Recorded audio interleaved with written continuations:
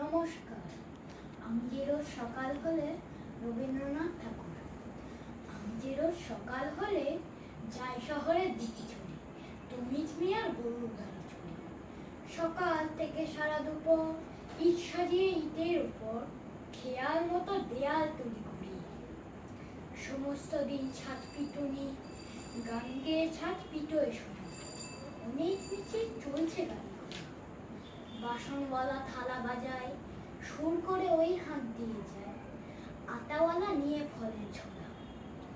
4:30 বেজে ওঠে, ছেলেরা সব বাসায় ছোটে, হো হো করে উড়িয়ে দিয়ে ধুলো।